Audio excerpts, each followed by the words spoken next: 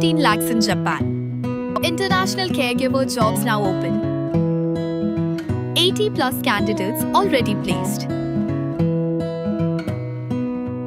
Visit us today to know more.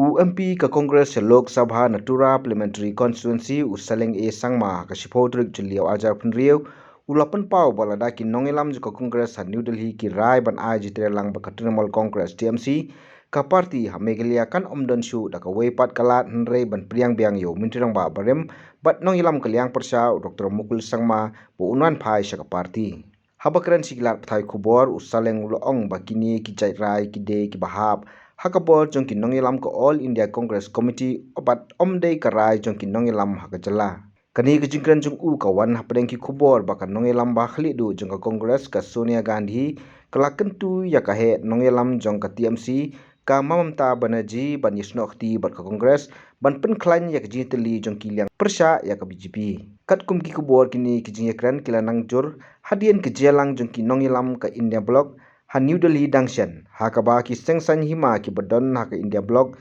kilap banjur halo ka jinon kam ban kampenjan bat ban penklan yak Īatreilang.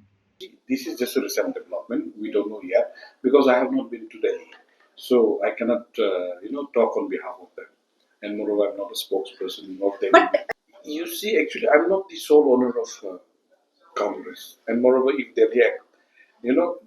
Delhi is accepting the TMC there in Delhi itself, then I don't have any say on that one. So definitely we'll have to accept it.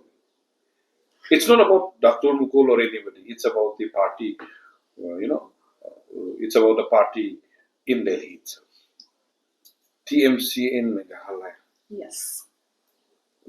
They have 4 MLAs as for now. And then moreover, TMC is there in Meghalaya.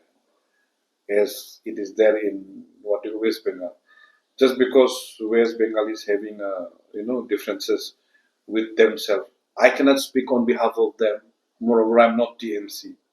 I'm a Congress.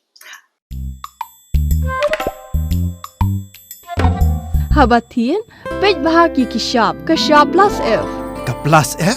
Hakabam bangibam dunaki eki bataye kamet. Namar kata habatiru atau kau kamlu ka umpnyang kadut pej ya kashap plus F haka jingsom. Yaki nutrient kumki vitamin bat ka ayan la aikan diat bat ka batau bha kam kata ika dur jingki marbam ka jing mat lani ka rukom shed yaki. Balehi banai kita. Kadon ka we ka jing mentoy ba kongsan. Ka kot ka kia.